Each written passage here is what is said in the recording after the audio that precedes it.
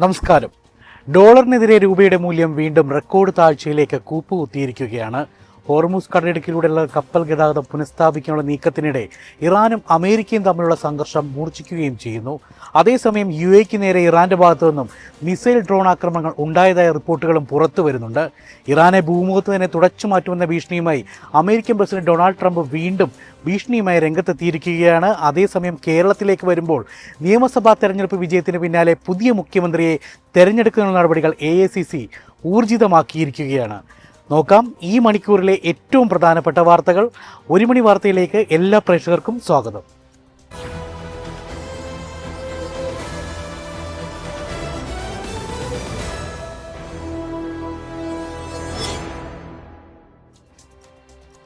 ഡോളറിനെതിരെ രൂപയുടെ മൂല്യം വീണ്ടും റെക്കോർഡ് താഴ്ചയിലേക്ക് കൂപ്പുകുത്തി. ഡോളറിനെതിരെ 17 പൈസ കൂടി ഇടിഞ്ഞ് 95.40 എന്ന എക്കാലത്തെയും താഴ്ന്ന നിരക്കിലെത്തി. ഇറാൻ യുദ്ധം പരിഹാരമില്ലാതെ തുടരുന്നതാണ് രൂപയുടെ മൂല്യത്തെ സ്വാധീനിക്കുന്ന പ്രധാന ഘടകം. യുദ്ധം തീരാതെ തുടരുന്നതും ആഗോള എണ്ണവില ഉയർന്നു നിൽക്കുന്നതും ഇന്ത്യൻ സമ്പദ് വ്യവസ്ഥയെ സമ്മതിച്ചിടത്തോളം തിരിച്ചടിയാണ്. ഇറക്കുമതി ചെയ്യുന്ന എണ്ണയെ കൂടുതലായി ആശ്രയിക്കുന്ന രാജ്യങ്ങളുടെ കറൻസികളായ ഫിലിപ്പീൻ പെസോ, ഇന്തോനേഷ്യൻ റുപ്പിയ തുടങ്ങിയവയെല്ലാം ഇടിവിലാണ്. പശ്ചിമേഷ്യൻ യുദ്ധം 2027 വരെ നീണ്ടു നിൽക്കുകയും എണ്ണവില ബാരലിന് $125 എത്തുകയും ചെയ്താൽ ആഗോള സമ്പദ് വ്യവസ്ഥ ഗുരുതരമായ പ്രതിസന്ധി നേരിടേണ്ടി വരുമെന്ന് അന്താരാഷ്ട്ര നാണയനിധി. നിലവിൽ പണപ്പെരുപ്പം ഉയരുകയാണ്. യുദ്ധം നീണ്ടുപോയാൽ ഇത് നിയന്ത്രണാതീതമാകുമെന്നും നിത്യോപയോഗ സാധനങ്ങളുടെ വില കുതിച്ചുയരുമെന്നും KMF മാനേജിംഗ് ഡയറക്ടർ ക്രിസ്റ്റലീന ജോർജിയവയാണ് ആശങ്ക പ്രകടിപ്പിച്ചത്. വാഷിംഗ്ടണിൽ നടന്ന മിൽക്കൺ ഇൻസ്റ്റിറ്റ്യൂട്ട് കോൺഫറൻസിലായിരുന്നു IMF മാനേജിംഗ് ഡയറക്ടറുടെ പ്രതികരണം. പശ്ചിമേഷ്യൻ യുദ്ധം വളം ഉൽപ്പാദനത്തെ ബാധിക്കുന്നതിനാൽ ഭക്ഷണ സാധനങ്ങളുടെ വിലയിൽ 3 മുതൽ 6% വരെ വർധനവുണ്ടായേക്കാം. യുദ്ധം പെട്ടെന്ന് അവസാനിക്കുമെന്ന പ്രതീക്ഷയിൽ തയ്യാറാക്കിയ പഴയ കണക്കുകൾക്ക് ഇനി പ്രസക്തിയില്ലെന്നും IMF വ്യക്തമാക്കി. പഴയ കണക്കുകൾ പ്രകാരം ആഗോള വളർച്ച 3.1% പ്രവചനം. എന്നാൽ ഇപ്പോഴത്തെ സാഹചര്യം മോശമായ അവസ്ഥയിലേക്കാണ് വിരൽ ചൂണ്ടുന്നതെന്നും ക്രിസ്റ്റലീന ജോർജിയ കൂട്ടിച്ചേർത്തു. ഹോർമുസ് കടലിടുക്കിലൂടെയുള്ള കപ്പൽ ഗതാഗതം പുനഃസ്ഥാപിക്കാനുള്ള നീക്കത്തിനിടെ ഇറാനും അമേരിക്കയും തമ്മിലുള്ള സംഘർഷം മൂർച്ഛിക്കുന്നു.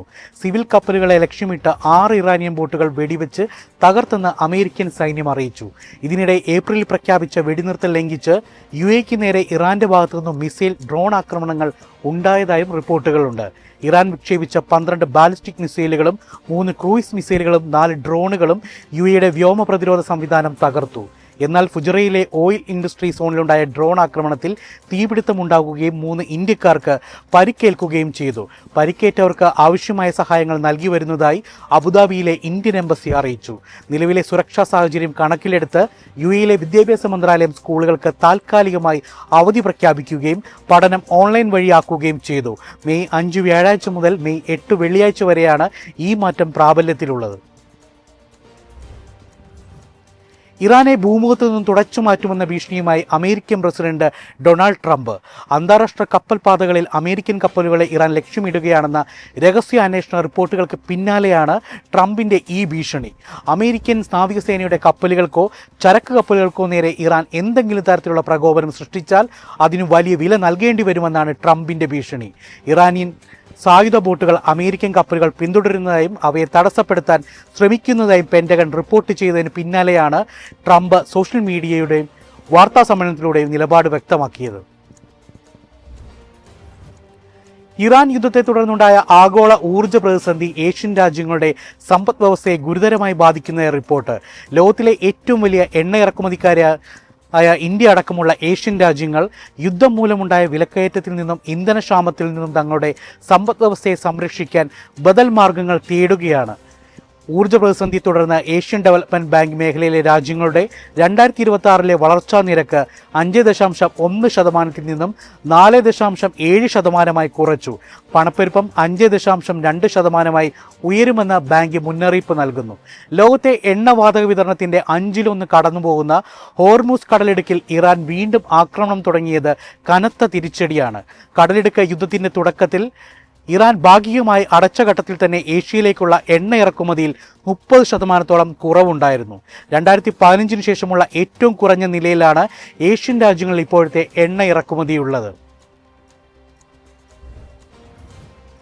രാജ്യത്തെ ഫാർമസ്യൂട്ടിക്കൽ കയറ്റുമതി $31 ബില്യൺ കടന്നെന്ന് റിപ്പോർട്ട്. 2025-26 സാമ്പത്തിക വർഷത്തിൽ ഇന്ത്യയുടെ ആകെ മരുന്ന് കയറ്റുമതി 31.11 ബില്യൺ ഡോളറായാണ് ഉയർന്നത്. മുൻ വർഷത്തെ 30.47 ബില്യൺ ഡോളർ കയറ്റുമതി അപേക്ഷിച്ച് നേരിയ വർധനവ് രേഖപ്പെടുത്തി. അതേസമയം 2025 മാർച്ചുമായി താരതമ്യം ചെയ്യുമ്പോൾ 2026 മാർച്ചിൽ കയറ്റുമതി 23% ഇടിവ് രേഖപ്പെടുത്തിയിട്ടുണ്ട്. ഡ്രഗ് ഫോർമുലേഷൻസ് ആൻഡ് ബയോളജിക്കൽസ് വിഭാഗത്തിൽ ഏകദേശം 23.08 ബില്യൺ ഡോളറിന്റെ വരുമാനം ലഭിച്ചു. ആകെ കയറ്റുമതിയുടെ 74% ഈ വിഭാഗമാണ്. ഏറ്റവും വേഗത്തിൽ വളരുന്ന വിഭാഗമായി വാക്സിനുകൾ മാറി 26.4% വളർച്ചയോടെ 1.5 ബില്യൺ ഡോളറിന്റെ കയറ്റുമതിയാണ് നടന്നത്. കേരളത്തിലെ നിയമസഭാ തെരഞ്ഞെടുപ്പ് വിജയത്തിന് പിന്നാലെ പുതിയ മുഖ്യമന്ത്രിയെ തെരഞ്ഞെടുക്കുന്നതിനുള്ള നടപടികൾ ഊർജിതമാക്കി AICC. ഇതിന്റെ ഭാഗമായി പ്രത്യേക നിരീക്ഷകരെ ഹൈക്കമാൻഡ് ഉടൻ പ്രഖ്യാപിക്കും. മുതിർന്ന കോൺഗ്രസ് നേതാവ് P. ചിദംബരം അടക്കമുള്ള പ്രമുഖരുടെ പേരുകളാണ് നിരീക്ഷക പട്ടികയിൽ സജീവമായി പരിഗണിക്കുന്നത്. നിയുക്ത MLA-മാരുടെ വികാരം നേരിട്ടറിയുന്നതിനും സമവായ ചർച്ചകൾക്കുമായാണ് ഹൈക്കമാൻഡ് പ്രതിനിധികൾ എത്തുന്നത്. നാളെ കേരളത്തിലെത്തുന്ന നിരീക്ഷകർ MP-മാർ, കേരളത്തിൽ നിന്നുള്ള CWC അംഗങ്ങൾ, മുൻ KPCC അധ്യക്ഷന്മാർ, മുന്നണിയിലെ ഘടകകക്ഷി നേതാക്കൾ എന്നിവരുമായി വിശദമായ ചർച്ചകൾ നടത്തും.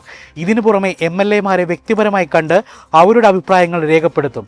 മുഖ്യമന്ത്രി തീരുമാനിക്കുന്നതിൽ MLA-മാരുടെ നിലപാടിനായിരിക്കും ഹൈക്കമാൻഡ് മുൻതൂക്കം നൽകുക.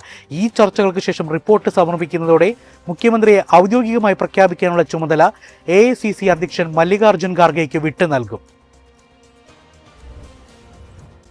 ദളിത് ആദിവാസി വിഭാഗക്കാരായ പ്രതികൾക്ക് ജാമ്യം നൽകുമ്പോൾ 2 മാസം പോലീസ് സ്റ്റേഷൻ വൃത്തിയാക്കണമെന്ന വ്യവസ്ഥ വെച്ച ഒഡീഷൻ കോടതികളുടെ നടപടി ക്രൂരവും ജാതി വിവേചനവുമാണെന്ന് സുപ്രീം കോടതി. ഒഡീഷ ഹൈക്കോടതിയും കീഴ്ക്കോടതിയുമാണ് ഇത്തരത്തിൽ 7 ഉത്തരവുകൾ ഇറക്കിയത്.